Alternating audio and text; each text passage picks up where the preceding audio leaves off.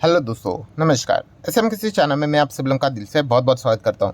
दोस्तों, इस वीडियो में हम लोग बात करने वाले केवल एक ही शेयर के बारे में, और ये एक ऐसी कंपनी है, ठीक है, जो कि काफ़ी इसकी कम चर्चा हम लोग को मार्केट में होती हुई देखने को मिल जाती है। ठीक है, इस कंपनी को हम लोग पहले से कवर करते थे जब ये टॉप लेवल पे हुआ भी नहीं करती थी। एंड जैसे कि मैं हमेशा कहता था कि इस कंपनी में वो पोटेंशियल है कि ये नंबर वन अपने सेक्टर में बन सकती है करके। तो अभी फिलहाल की स्थिति आप देख सकते हो, कंपनी अपने ही सेगमेंट में नंबर वन यहाँ पे बन चुकी है। ठीक है, एंड काफ़ी अच्छा परफॉर्मेंस यहाँ पे दे रही है। बीच में स्टॉक क्यों गिरा था, उससे रिलेटेड भी रीज़न मैं आप लोगों को ज़रूर बताऊंगा। एंड वो रीज़न क्या लॉन्ग टर्म के लिए अगर देखा गया कंपनी का बिजनेस क्या हमेशा के लिए तबाह कर सकता है, तो वो भी सारी चीज़ें हम लोग स्टेप बाय स्टेप कवर यहाँ पे करने वाले हैं। सो कंपनी की अगर हम लोग बात करें तो सबसे पहले तो आपको बता दूंगा भाई, कोई भी डिसीजन लेने से पहले क्वार्टर 4 के रिजल्ट देख लेना, उसके बाद ही आराम से डिसीजन यहाँ पे ले लेना, कोई जल्दबाजी मत करना। सो कंपनी है दोस्तों केमिकल सेक्टर से जुड़े हुई। सो केमिकल सेक्टर में भी देखा गया तो भाई डिफरेंट डिफरेंट टाइप की केमिकल वाली कंपनियां देखने को मिल जाती है। सो ये जो कंपनी है दोस्तों, जो कि आप यहाँ पे देख सकते हो केमिकल में, तो इनका बिजनेस किससे रिलेटेड बड़ा है, एग्रो केमिकल में ये कंपनी काम करती है। ठीक है, तो एग्रीकल्चर में भी आपको पता है केमिकल सेगमेंट का इस्तेमाल होता है।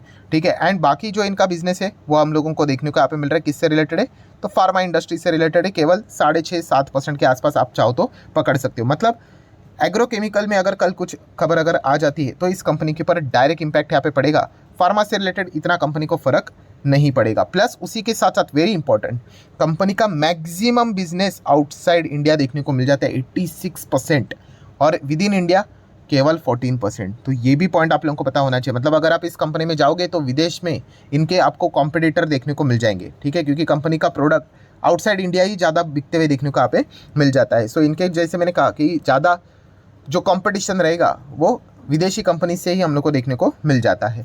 नेक्स्ट बात करेंगे दोस्तों, तो कंपनी का अभी तक का परफॉर्मेंस आप देख सकते हो, एकदम ही कमाल का हम लोग को देखने को यहाँ पे मिल रहा है। जैसे कि आप देख सकते हो कि एक दिन में 1%, एक हफ्ते की बात करें तो 4%, एक महीने में भी 3%, 3 महीने की बात करें तो 10.5%। देन अगर हम थोड़ा और लंबा खेलेंगे, 6 महीने में भी सेम वैसा ही है। फर्स्ट या फिर एक साल की बात करें तो 27%, 2 साल की बात करें तो 40%, 3 साल की बात करें 65, 4 साल की बात करें तो 200, 5 साल की बात करें तो 273, 10 साल की बात करें तो लगभग 10-12 गुना स्टॉक मतलब रिटर्न्स हम लोग को देखने को यहाँ पे मिल रहे हैं। मतलब जितना आप लंबा पारी खेलोगे ना, उतना ज़्यादा अच्छे कंपनीज में रिटर्न्स यहाँ पे बनते हुए देखने को मिल जाते हैं। ठीक है, इसीलिए बेसिकली हमेशा कहा जाता है कि लॉन्ग टर्म इनकम टैक्स के डेफिनेशन के हिसाब से तो भाई 1 साल होता है लॉन्ग टर्म। मतलब आप 1 साल के ऊपर होल्ड करते हो तो हो गए लॉन्ग टर्म के डेफिनेशन में आप आगे। बट नॉर्मली शेयर मार्केट में आते हो तो एटलीस्ट 5 साल अगर आप देते हो तो अच्छे अच्छे कंपनी आपको अच्छे अच्छे रिटर्न्स देंगी। ठीक है, कभी कभी 3-3 साल में भी कुछ इतना खास रिटर्न्स बनते हैं नहीं, बट 5 साल में अगर आप देखोगे तो काफ़ी अच्छा पैसा यहाँ पे बन जाता है, और ये भी कंपनी उसका बेस्ट एग्जांपल हम लोग को देखने को मिल रही है। नेक्स्ट बात करेंगे दोस्तों, तो कंपनी की बैलेंस शीट। यस, कंपनी के बैलेंस शीट आप देख सकते हो। रिजर्व्स अगर आप चेक करोगे तो 2200 करोड़ के थे, फिर 2500 करोड़ के हो गए, फिर उसके बाद आप देख सकते हो यहाँ पे 5200 करोड़ के बन गए, फिर 6000 crore, and right now 7000 crore के रिजर्व्स कंपनी के देखने को यहाँ पे मिल रहे हैं। बट हमें इसमें तो कोई इंटरेस्ट होता ही नहीं है। ठीक है, कंपनी कैसा परफॉर्मेंस कर रही है, एंड इसलिए हम कभी भी पैसा नहीं बना पाते। देन कंपनी का LTV long term borrowing 250 crore का था, फिर कम होकर 150 करोड़ के आसपास, एंड राइट नाउ कंपनी ने तो अपना कर्जा ही उतार दिया, लॉन्ग टर्म बोरिंग। ठीक है, जीरो। लॉन्ग टर्म बोरिंग ही इंपॉर्टेंट होता है। लॉन्ग टर्म बोरिंग मतलब ऐसा कर्जा जो कंपनी ने 1 साल से ज़्यादा अपने पास, मतलब 1 साल से लंबा वाला कर्जा यहाँ पे लेके रखा हुआ है। ठीक है, शॉर्ट टर्म बोरिंग 1 साल के भीतर भीतर ही देना पड़ता है। ठीक है, इसलिए उसको करंट लायबिलिटी में कवर किया जाता है। एंड शॉर्ट टर्म बोरिंग की अगर हम लोग बात करें वो भी कितना है, जीरो। ये चेंज होता रहता है, पहले भी जीरो था, देन 100 करोड़ का कर्जा हुआ, फिर वापस जीरो हो गया, तो ये चेंज होता रहता है। सो अभी फिलहाल सिचुएशंस की बात करें तो company pure debt free company, 1 रुपये का भी कर्जा नहीं कंपनी की ओर। एंड कैश इक्विवेलेंट की बात करें तो 2000 करोड़ का कैश भी है कंपनी के पास। सो एक छोटे साइज़ की, मतलब एक डिसेंट मिड साइज़ की कंपनी देखने को मिल जाती है। एंड जिस हिसाब से बैलेंस शीट देखने को मिल रही है, काफ़ी कमाल की बैलेंस शीट देखने को मिल रही है। और जैसे मैंने कहा कि अभी ये कंपनी अपने ही सेगमेंट का नंबर 1 प्लेयर भी यहाँ पे बन चुका है। सो काफ़ी अच्छा परफॉर्मेंस देखने को यहाँ पे मिल रहा है। तो कौन सी कंपनी की यहाँ पे बात हो रही है दोस्तों, तो आप यहाँ पे देख सकते हो।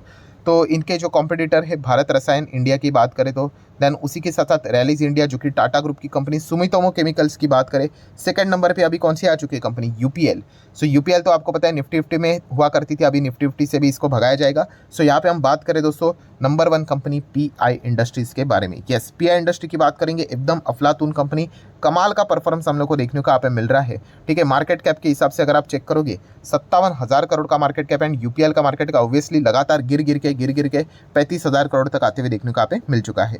सो एग्रोकेमिकल्स की अगर हम लोग बात करें दोस्तों, तो उसमें इस कंपनी का कमाल का योगदान है। अभी जैसे हम लोगों ने देखा 57,000 करोड़ का मार्केट कैप है। Return on equity, capital employed भी अगर आप देखोगे तो काफ़ी डिसेंट परफॉर्मेंस देखने को यहाँ पे मिल रहा है।